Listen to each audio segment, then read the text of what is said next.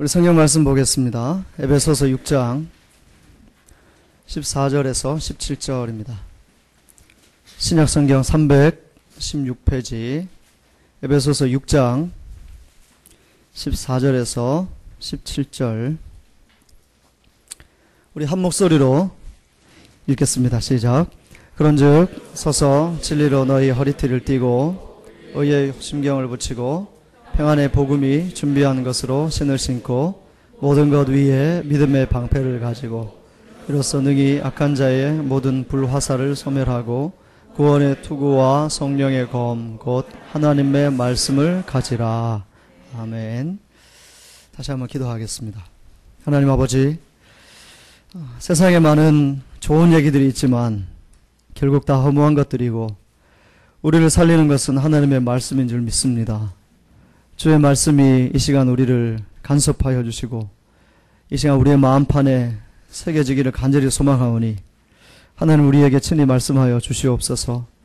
우리가 어리석사오니 깨닫기 쉽게 가르쳐 주시고 또 마음에 감동이 되게 하시고 또 이 말씀대로 살아갈 힘을 주님께서 친히 공급하여 주시기를 간절히 소망합니다. 예수님의 이름으로 기도드렸습니다. 아멘. 오늘은 영적 전쟁 세 번째 시간으로 호심경에 대한 생각을 나눠볼까 합니다. 의의 호심경이라는 제목으로 하나님의 말씀을 증거할 텐데요. 여러분 보시는 대로 지금 이 그림이 그 당시 로마 군인들이 입었던 옷이다라고 이렇게 추측이 되는 그림입니다. 학자마다 조금씩 다르고 또 여러 가지 자료에 의해서 복장이 차이가 납니다만 가장 성경적이고 또 가장 여러 가지 자료에 근거가 있는 복장이다 생각되어 소개를 드립니다. 지난주에 살펴본 대로 진리의 허리띠가 있고 또 오늘 살펴볼 의의 호심경, 예전에는 의의 흉배 이렇게 했었습니다. 조금 번역이 다르게 되었습니다만 오늘은 같습니다. 복장을 자세히 보시면 여러 가지 특징이 있는데 오늘 살펴볼 호심경, 이 가슴을 가리는 그리고 보호해주는 이 장비가 사실은 제일 빛나는 부분이다 라고 얘기할 수 있겠습니다. 이 호심경이 동으로 만들었는데요. 동. 그래서 빛을 받으면 반사가 되고 멀리에서 봐도 아 로마 군인이 오는구나 라고 위압감을 줄 수 있는 그런 부분입니다. 그래서 자꾸 쓰다 보면 이게 전쟁하다 보면 이렇게 닳잖아요. 그러면 이 동은 다르면 다를수록 빛이 나기 때문에 이 보호막이긴 하지만 오히려 빛에 반사가 돼요. 상대방에게 공격할 수도 있는 그런 무기다라는 근거도 있습니다. 큰 동판으로 만들기도 하고 또는 작은 그 고기 비늘 같은 걸 엮어서 만들기도 했다. 이렇게 두 가지 호심경 종류가 있는데 앞판과 뒷판을 연결하는 어깨에 노끈이 또 있어서 이렇게 안전하게 군인들을 보호하는 장비입니다. 이게 동판으로 만들었기 때문에 가벼운 것은 18kg, 또 무거운 것은 한 35kg 정도 나간다고 합니다. 그러니까 힘이 없는 사람은 전쟁 나가기도 힘든 거죠. 성경에 나오는 기골이 장대한 사람 중 한 사람이 골리앗이잖아요. 골리앗. 물론 이것과 똑같은 옷을 입진 않았지만 그가 입었던 갑옷의 무게가 55kg라고 하니까 이 전쟁 나가는 게 쉽지 않은 일이다 하는 생각을 새삼 하게 됩니다.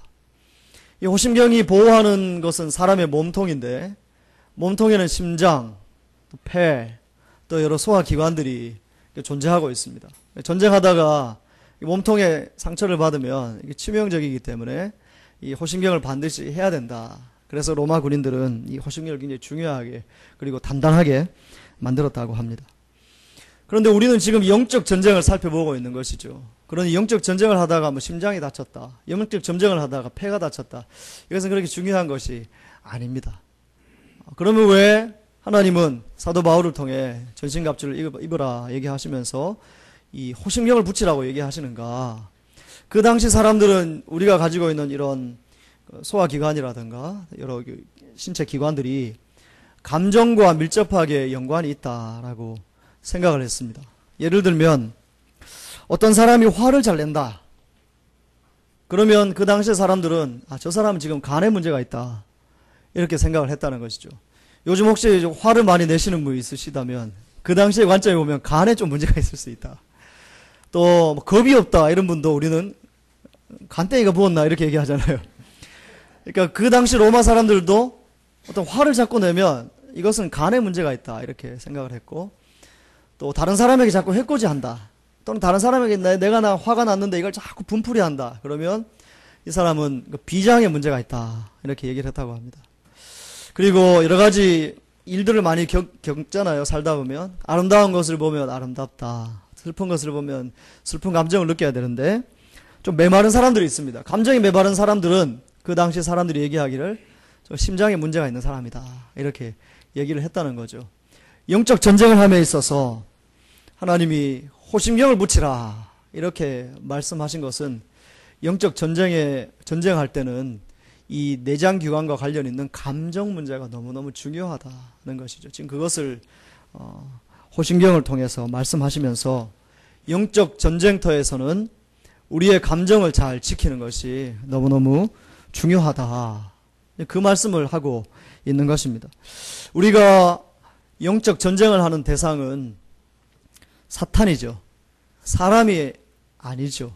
물론 사람이 사탄에게 속아 넘어가 그게 도구가 될 수는 있을지언정 우리의 궁극적인 싸움의 대상은 사탄인데, 사탄이 가지고 있는 치명적인 무기는 사망이라는 것입니다. 사망. 그런데 이 사망이라는 무기가 정말 힘을 발휘하기 위해서 어떤 과정을 거쳐야 되는데, 사탄이 그 과정을 중요하게 여기면서 주로 사용하는 방법이 속이는 것, 또 거짓말하는 것, 또는 우리를 고소하는 것, 이렇게 얘기를 할 수 있겠습니다. 사탄은 거짓의 아비다 이런 말씀 많이 들어보셨죠. 사탄은 언제 우리를 속이는가, 언제 우리를 속여서 우리의 감정의 문제를 건드리고 우리로 하여금 더 이상 영적 전쟁을 할 수 없는 상태까지 이르게 하는가. 사탄이 속이는 현장 또 상황이 몇 가지 있습니다. 사탄이 우리를 속이는 첫 번째 현장은 우리가 고난을 만났을 때입니다. 아무리 기도해도 응답되어지지 않을 때, 아무리 수고하고 애써도 인생의 문제가 잘 극복되어지지 않을 때, 그때 사탄이 이렇게 찾아오죠. 지금 이렇게 힘든 것을 보니 아무래도 하나님이 너 사랑하지 않는 것 같다, 이렇게 속이면서 다가오는 것입니다. 또 이렇게 얘기하죠. 기도해도 힘들지, 기도해도 문제가 해결되지 않지, 혹시 하나님이 없는 거 아닐까? 이런 얘기도 사탄이 우리에게 한다는 것이죠. 그리고 이렇게 또 얘기를 합니다. 고난이 닥쳐왔다는 얘기는 물질의 문제가 생겼고 건강의 문제가 생겼고 또 뭐 자녀와 관련된 문제가 생겼다는 얘기죠. 그 틈을 노려서 사탄이 찾아와서 이렇게 얘기를 합니다. 교회 섬기려면 물질이 필요한데 또 물질도 없으면서 무슨 교회를 섬긴다고 이렇게 속이는 거죠. 그리고 자녀 문제를 걸고 넘어지는 거죠. 우리는 모두 자녀 문제에서 자유롭지 못합니다. 아이들도 제대로 못 키웠으면서 뭐 교회 가서 주일학교 교사한다고 그렇게 우리를 공격하고 속이는 것이죠. 고난이 찾아오면 사탄은 이런 모습으로 우리를 유혹하는 것입니다. 또 우리가 경건 생활을 해야 되겠다 결심하는 순간 이 사탄이 찾아와서 우리에게 속삭이죠. 이런 얘기를 합니다. 기도는 무슨 기도? 너 죄 지은 거 생각해봐. 너 죄 지은 게 얼마나 많냐? 그 죄 때문에 하나님이 기도 응답해 주시겠어? 너 죄 때문에 기도해도 응답 안 돼. 기도할 필요도 없어. 뭐 이렇게 사탄이 얘기를 하는 것입니다. 또 열심히 예배를 드려야 되겠다 생각을 했는데 사탄이 쓱 찾아와서 이렇게 얘기하죠. 너 오늘 지각해놓고 무슨 은혜 받을 생각을 하냐? 이런 거. 또 너 지난주 한 생각해봐. 너 얼마나 게을렀냐? 너 시기도 하고 질투도 하고 원망도 하고 너 완전 죄투성이야. 너 은혜 받을 자격도 없어. 예배 드릴 자격도 없어. 그렇게 사탄이 얘기를 하는 것입니다. 늘 제가 가장 많이 싸우는 영역이 바로 이 영역입니다. 설교하려고 쭉 준비하고 있으면 지난 주간에 지었던 죄도 생각이 나고 또 네가 무슨 죄인으로서 하나님 말씀 전하냐 뭐 이런 속삭임들이 끊임없이 마음속에 일어나는 것이죠. 그리고 또 이제 뭐 전도하자고 우리가 얘기하고 있으니까 전도하려고 하면 사탄이 이렇게 다 얘기하는 겁니다. 말은 잘한다. 너 뭐 형편없이 살아놓고 그 말로 그렇게 전도해서 되겠냐? 이렇게 사탄은 우리를 속이는 것입니다. 여러분, 전도는 삶으로 하는 게 맞습니다. 그러나 삶이 안 된다고 전도 안 하는 거 아니죠. 삶이 완전하게 된 다음에 전도하면 언제 누가 전도하겠습니까? 허물이 있지만 그래도 입술로 전도하는 것이거든요. 그런데 사탄은 찾아와서 뭐라고 얘기합니까? 삶이 형편없는데 무슨 전도? 그냥 너나 똑바로 살아, 이렇게 얘기를 자꾸 하는 것이죠. 그리고 우리가 죄 지었을 때도 사탄이 찾아옵니다. 찾아와서 이렇게 얘기하죠. 야, 너 방금 죄 안 짓는다고 결단하지 않았냐? 너 예배 드리고 뭐 은혜 받았다고, 죄 안 짓겠다고 기도해놓고 이 돌아서자마자 죄 짓네. 너 보니까 너 형편없다. 너 안 되겠다. 너는 은혜 받을 증거가 안 돼. 은혜 받을 사람이 못 돼. 라고 얘기하는 겁니다. 야, 너 이렇게 죄 짓고 교회 가서 네가 목사냐? 이런 거죠. 너 이렇게 죄 짓고 너 교회 가서 너 중직자냐? 사탄이 이렇게 죄의 현장에서 찾아와서 우리를 이렇게 시험 들게 하는 것이죠. 그리고 또 삶의 고비, 죽음의 고비를 넘긴 분들을 찾아가서 이렇게 누군가 물었습니다. 그랬더니 죽음을 고비 넘긴 분들이 사탄의 유혹을 정말 심각하게 경험하는 어느 한 순간을 얘기를 해 주신 거죠. 언제냐 하면 임종을 앞두고 사탄이 어떻게 역사하느냐. 삶의 허무감이 몰려오게 한다는 것이죠. 사선을 한번 넘어본 분들의 이야기가 그렇습니다. 내가 지금까지 해놓은 게 뭐냐? 내가 평생 하나님 믿는다고 그렇게 섬기며 살았는데 내가 정말 해놓은 게 뭐가 있지? 이런 인생의 허무감이 확 찾아오게 한다는 거죠. 그러면서 내가 헛살았다. 이렇게 결론을 내리도록 사단이 자꾸 유혹을 한다는 것입니다.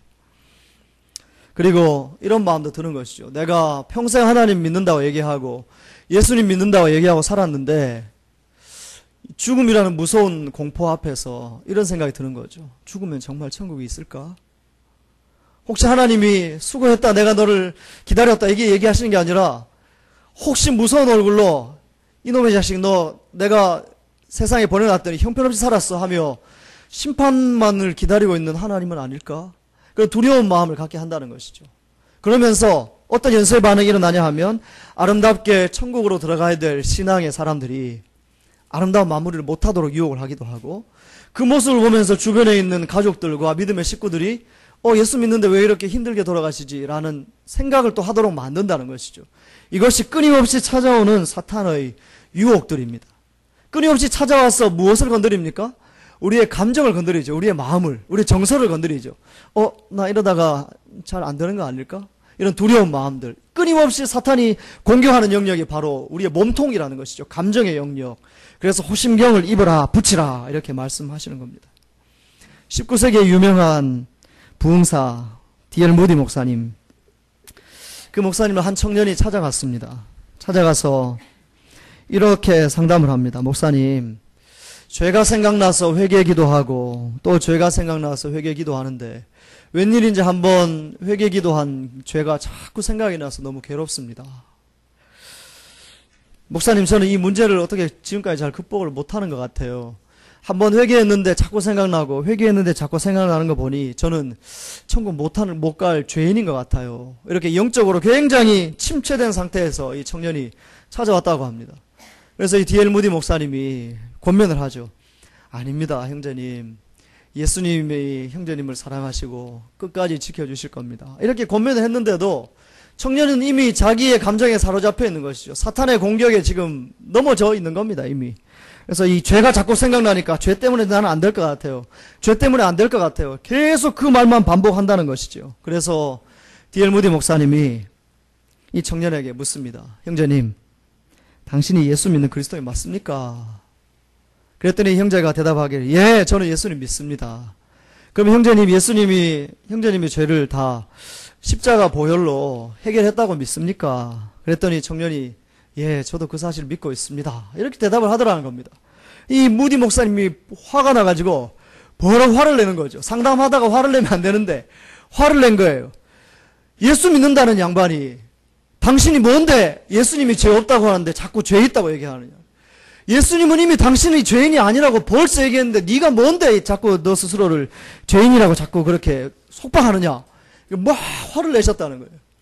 상담하다 화내면 안 되는데 목사님 화를 냈어요. 이제 부작용이 찾아와야 되겠죠. 그런데 이 청년이 깨달은 거예요. 정말 그러네.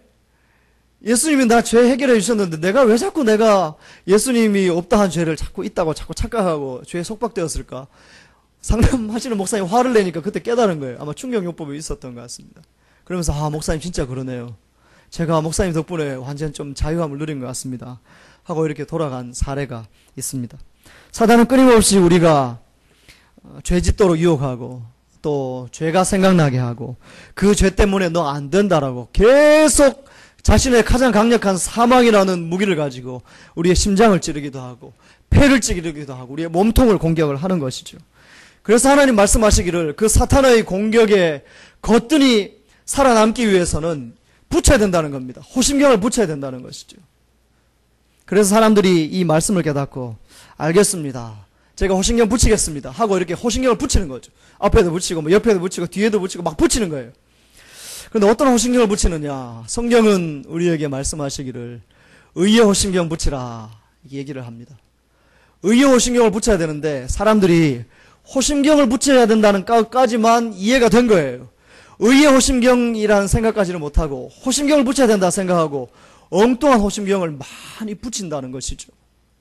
우리가 붙이고 있는 호심경, 엉뚱한 호심경도 어떤 것이 있느냐? 공로의 호심경이 있습니다. 공로의 호심경.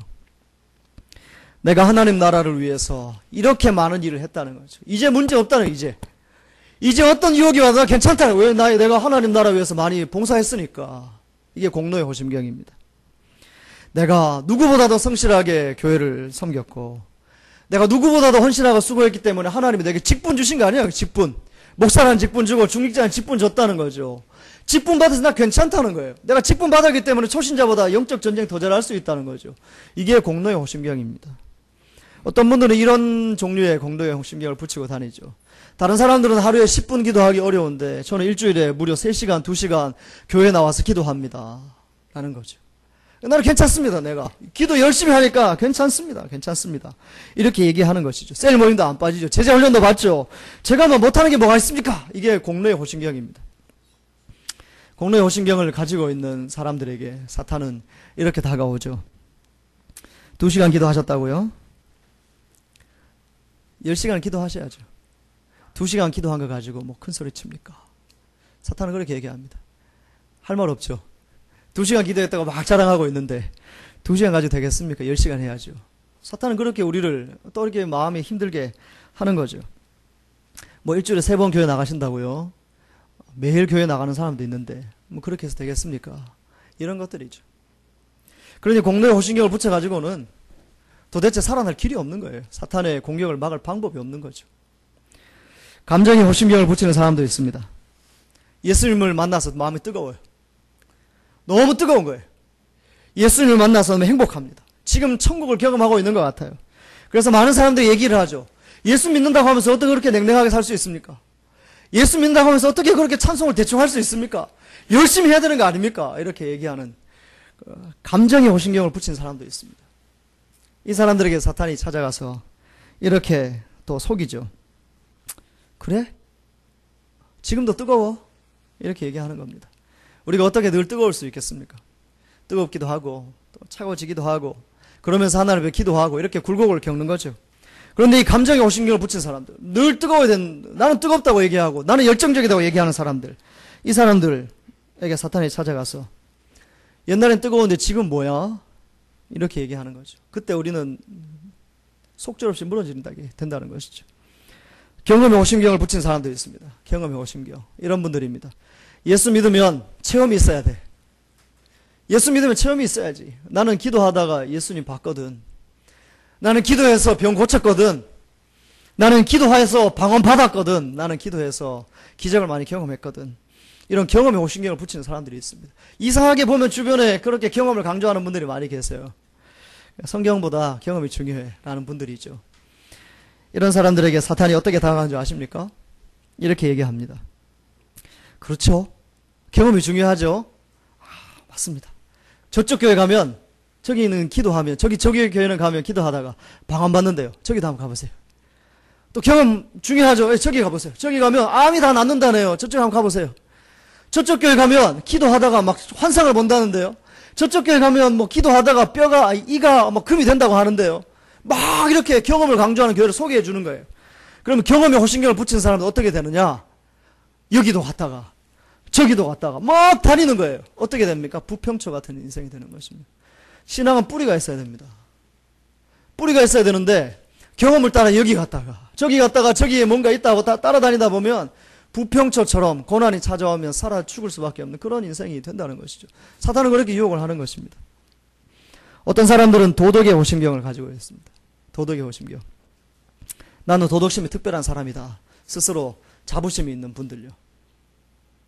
다른 사람에게 내가 싫은 소리 해본 적 없고, 다른 사람에게 내가 해를 끼친 적 없고, 다른 사람은 무단횡단하지만 나는 무단횡단 한 적 한 번도 없고, 교통신호 한 번도 위반해 본 적 없고, 또 공중도덕 다 지켰고, 그리고 물질을 사용하는 부분에 있어서 헌금도 나 깨끗하게 했고, 또 공금과 또 개인 돈을 철저히 구분해서 나는 잘 관리했고, 이런 분들요. 이런 분들은 굉장히 겉으로 보기에는 존경스러운 분들이죠. 그런데 이런 도덕의 호심경을 갖고 있는 사람들에게 사탄은 어떻게 일하는지 아십니까? 그 사람의 도덕심을 의심하는 사람을 하나 덜컥 붙여주는 것입니다. 도덕의 호심경이 있는 사람들은 자존심이 센 사람들입니다. 그리고 누군가가 나의 이 청결과 결백을 의심한다 그러면 자존심이 감당 못하는 사람입니다. 그 사람에게 누구를 붙여준다고요? 의심하는 사람. 그래요? 털어서 먼지 안 나는 사람 없는데 정말 당신이 죄 없습니까? 이렇게 한번 해볼까요? 이렇게 나는 못 믿겠는데요. 계속 이런 얘기를 하도록 하는 거죠. 그러면 이 도덕의 호심경을 붙인 사람들은 자존심이 상하는 거죠. 자존심이 상한다는 얘기는 감정의 공격을 받았다는 얘기입니다. 도덕의 호심경을 붙여가지고는 영적 전쟁에서 승리할 수 없는 것이죠. 누군가 이렇게 얘기합니다. 방금 소개한 이런 엉뚱한 호심경을 열심히 붙인 사람들은 전쟁터에 나가면서 무장하지 않고 전쟁터에 나간 사람과 똑같다. 이렇게도 얘기하고, 어떤 분은 이렇게 얘기합니다. 싸우러 나가면서 결정적인 순간에 짐이 되는 쓰레기를 많이 붙이고 나가는 것과 똑같다라고 얘기하는 것이죠. 2000년도에 소천하신 한경진 목사님, 제가 너무 존경하고 또 그분의 삶을 정말 따르고 싶은 간절한 마음이 있습니다. 이 사역을 아름답게 하신 목사님에게 어느 한 성도님이 상담을 요청을 했습니다. 상담을 요청해서 이렇게 만났는데 이분이 A4 용지 한 장을 들고 오셨어요. 목사님, 참 많이 고민이 되었습니다. 그리고 기도하다가 이 말씀은 꼭 목사님과 나눠야 될 것 같아서 오늘 이렇게 찾아뵙게 됐습니다. 제가 말씀보다는 이 종이를 드리는 게 더 전달이 잘 되는 것 같습니다 하고 A4 용지를 드렸습니다. 그 A4 용지를 한경지 목사님이 받아 들었는데 거기에 적혀있는 내용은 이것입니다. 한경진 목사님이 잘못하신 약점 1번, 2번, 총 10가지가 적혀있더랍니다. 여러분, 누군가 여러분에게 다가오셔가지고 너 이거 꼭 고쳐라 그러면서 A4에 10개 적어서 탁 줬다고 생각해 보십시오. 여러분 기분 어떠시겠습니까? 누군가가 제게 이렇게 적어오시면 저 굉장히 힘들 것 같아요. 인생을 다시 돌아보게 되고 막 힘들 것 같아요. 그런데 이 한경진 목사님도 얼마나 힘드셨겠습니까? 정말 본인이 눈물 흘리며 섬기는 교회에 성도가 찾아와서 고맙습니다 얘기가 아니라 무슨 얘기요? 약점이 10가지가 있는데 이거 고쳐야 됩니다. 이렇게 얘기하니까 얼마나 힘들겠습니까? 한경진 목사님이 종이를 받고 쭉 읽으시고 난 다음에 아무 말씀하지 않으셨습니다. 그리고 펜을 하나 꺼내가지고 A4 용지에 적기 시작하셨습니다. 형제님, 10개밖에 못 찾으셨습니까? 제가 지금부터 더 알려드리겠습니다. 한경진 목사의 약점 11번 쭉 적으시고 12번 적으시고 13번 쭉 적으시고, 그랬더니 10가지를 적어왔던 이 성도님이 한경진 목사님께 죄송하다고 얘기하면서 앞으로 신앙생활 잘하겠다고 인사하고 돌아갔답니다. 한경진 목사님은 의의 호심경을 잘 붙인 분이죠. 사탄이 우리를 공격할 때 우리는 아니라고 자꾸 부정을 합니다. 사탄이 우리에게 얘기할 때 너 죄 많이 지었잖아 뭐 얘기할 때 뭐 아니라고 얘기하고 막 그렇게 얘기를 하죠. 그럴 필요가 없습니다. 사탄이 공격할 때 맞다고 얘기하십시오. 여러분, 사탄이 얘기하는 것 중에 틀린 거 몇 가지가 있습니까? 우리 죄인이잖아요. 우리 죄인이기 때문에 하나님 말씀 전할 자격도 없고 예배드릴 자격도 없잖아요. 사탄이 그렇게 참소하면 일단은 맞다고 얘기하십시오. 그 다음에 한마디 더 해야죠.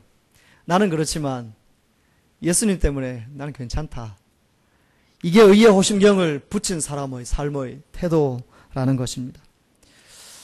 교리적인 말로 칭의라고 있습니다. 칭의, 의롭다, 불러준다. 이런 뜻입니다. 우리가 의로운 존재는 결코 아닙니다. 예수님을 믿지만 결코 의롭지 않습니다. 우리가 죄악의 투성입니다. 보기에도 너무너무 싫은 그런 죄악의 투성이입니다. 그러나 십자가의 보혈로 하나님이 우리를 덮어주셨죠. 그리고 난 다음에 말씀하시기를 야, 내 아들 깨끗하다 이렇게 불러주신 거예요. 이것이 칭의입니다. 본질은 여전히 죄악이지만 하나님께서 우리를 문제없다, 거룩하다라고 불러주셨습니다. 그래서 우리는 사탄이 유혹을 할 때 그래, 나는 본질적으로 죄인이다, 나는 연약한 것 투성이다, 하지만 하나님이 내 편에 있으니까 나는 문제없다, 이렇게 얘기하는 것이 의의 호심경을 잘 붙이고 있는 사람의 어떤 태도라는 것이죠.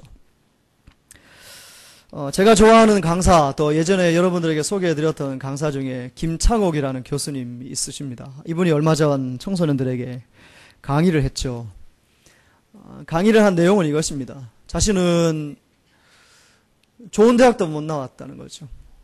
좋은 고등학교도 못 나오고 좋은 대학도 못 나오고 또 집안도 뭐 좀 형편없고, 그래서 늘 친구들 앞에서 기가 죽어 있었던 거죠. 그리고 그것을 가리기 위해서 더 활발한 척하고 막 그랬다는 거죠. 그런데 어느 날 주님을 제대로 인격적으로 만나고 보니 그게 문제가 아니더란 거예요. 좋은 대학 못 나와도, 또 우리 집안에 뭐 문제가 있어도, 또 내가 뭐 잠깐 죄 지어도 이게 문제가 아니더라는 거죠. 그러면서 청소년들에게 하는 얘기가 이런 것입니다. 여러분, 공부 못해도 기죽지 마십시오. 가정이 어려워도 기죽지 마십시오. 그리고 세상을 향해서 이렇게 외치십시오 라고 이렇게 가르쳐 주셨습니다. 이 한마디, 그래서 어쩌라고 이거죠. 뭐 그래서 어쩌라고, 우리 아버지가 장애가 있고 내가 좋은 대학 못 나오고 좋은 고등학교 못 나오고 내가 늘 쓰러지고 넘어지고 그런데 뭐 어쩌라고, 하나님 나 사랑하시는데, 이걸 이렇게 세상을 향해서 선포하라며 이렇게 권면하는 강의를 본 적이 있습니다. 사도 바울도 지금 우리에게 그 얘기를 하고 있는 것입니다. 사탄이 고소하는 건 어쩔 수 없는 것 같아요. 주님이 우리를 부르실 때까지 끊임없이 사탄의 이 고소와 우리는 싸워야 합니다. 그때 이렇게 얘기를 하는 거죠. 맞다고, 나 죄인임을 인정한다는 거죠. 그러고 난 다음에 한마디 하라는 거죠. 뭐라고요? 그래서 어쩌라고, 죄 지었는데 뭐 죄 짓고 나서 뭐 쓰러지는 거 뭐 어쩌라고, 하나님 그래도 나 사랑하신다는데 뭐 어쩌라고, 뭐 이렇게 얘기를 하라는 얘기죠. 이게 제 얘기가 아니고 성경에 있는 내용입니다. 우리 성경 한번 찾아볼까요? 로마서 8장 1절 2절 한번 찾아보겠습니다. 에어컨 온도 한번 확인해 주시겠습니까? 로마서 8장 1절 2절, 우리 자막으로도 준비되어져 있는데 성경이 편하신 분들은 성경을 보시고 자막이 편하신 분들은 자막으로 보시면 되겠습니다. 로마서 8장 1절 2절 같이 읽겠습니다. 시작. 그러므로 이제 그리스도 예수 안에 있는 자에게는 결코 정죄함이 없나니 이는 그리스도 예수 안에 있는 생명의 성령의 법이 죄와 사망의 법에서 너를 해방하였음이라. 아멘. 사탄은 끊임없이 우리를 참소합니다. 너는 죄와 사망의 법에서 죽었다고. 그렇지만 주님은 우리에게 말씀하십니다. 생명의 성령의 법이 죄와 사망의 법에서 너를 해방하였다. 이것이 바로 세상을 향해, 사탄을 향해 뭐 그래서 어쩌라고 라고 얘기하라는 얘기죠. 성경 구절 하나 더 찾아보겠습니다. 로마서 8장입니다. 31절부터 39절입니다. 로마서 8장 31절부터 39절인데 길지만 너무너무 중요한 구절입니다. 우리 같이 한번 읽어보도록 하겠습니다. 한 목소리로 처음부터 끝까지 읽도록 하겠습니다. 시작. 그런즉 이 일에 대하여 우리가 무슨 말 하리요? 만일 하나님이 우리를 위하시면 누가 우리를 대적하리요? 자기 아들을 아끼지 아니하시고 우리 모든 사람을 위하여 내주시니가 어찌 그 아들과 함께 모든 것을 우리에게 주시지 아니하겠느냐? 누가 능히 하나님께서 택하신 자들을 고발하리요? 의롭다 하신 이는 하나님이시니 누가 정죄하리요? 죽으실 뿐 아니라 다시 살아나신 이는 그리스도 예수시니 그는 하나님 우편에 계신 자요 우리를 위하여 간구하시는 자시니라. 누가 우리를 그리스도의 사랑에서 끊으리요? 환난이나 곤고나 박해나 기근이나 적신이나 위험이나 칼이랴. 기록된 바 우리가 종일 주를 위하여 죽음을 당하되 도살당할 양같이 여김을 받았나이다 함과 같으니라. 그러나 이 모든 일에 우리를 사랑하시는 이로 말미암아 우리가 넉넉히 이기느니라. 내가 확신하노니 사망이나 생명이나 천사들이나 권세자들이나 현재일이나 장래일이나 능력이나 높음이나 깊음이나 다른 어떤 피조물이라도 우리를 우리 주 그리스도 예수 안에 있는 하나님의 사랑에서 끊을 수 없으리라. 아멘. 여러분이 성경을 보십시오.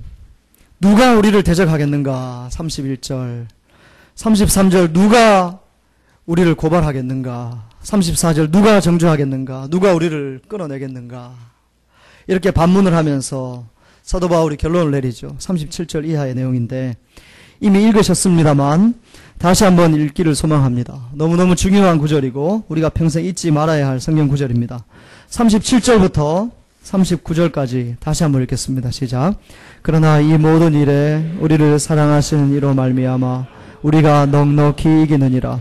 내가 확신하노니 사망이나 생명이나 천사들이나 권세자들이나 현재일이나 장래일이나 능력이나 높음이나 깊음이나 다른 어떤 피조물이라도 우리를 우리 주 그리스도 예수 안에 있는 하나님의 사랑에서 끊을 수 없으리라. 아멘. 사탄은 우리에게 끊임없이 이야기합니다. 너 그 모습 그대로 교회에 섬겨서 안 된다. 또 너 그 모습 그대로 섬기면 오히려 큰일 난다. 이렇게 속이죠. 그때 우리가 해야 될 말이 있습니다. 그래, 맞다고. 나 죄인이라고. 그래서 뭐 어쩌라고. 하나님이 내 편이시고 예수님이 내 편이신데 그래서 뭐 어쩌라고. 이렇게 얘기를 하라는 얘기죠. 여러분, 감정의 공격을 받고 계십니까? 아무리 기도해도 응답되지 않아 하나님이 침묵하시고 나를 버리신 것 같으십니까? 그때 외쳐야 될 한마디 뭐라고요? 그래서 어쩌라고? 주님이 내 편이신데 이 세상의 그 어떤 것들도 나를 그리스도의 사랑에서 끊을 수 없다고 주님이 미리 말씀하시고 지금도 그 사랑으로 지키고 계신데 나는 괜찮다고. 나 비록 죄가 많지만 예배드리기 합당하고 죄가 많지만 교사할 수 있고 죄가 많지만 셀리더 할 수 있고 죄가 많지만 성가대 할 수 있고 죄가 많지만 사명 감당할 수 있다고 이렇게 이야기하는 것이 의의 호심경을 딱 붙인 삶의 태도라는 것이죠. 사단의 속임이라는 공격 앞에 감정을 공격하는 어떤 영역 앞에서 오히려 말씀 붙잡고 나는 승리할 수 있다 선포하시고 사단과 세상을 향해 주님은 내 편이시다 선포하시면서 늘 승리하시는 우리 성도 여러분 되시기를 주님의 이름으로 축원합니다. 우리 찬양 한 장 올려드리고 기도하겠습니다. 나의 안에 거하라 찬양하겠습니다.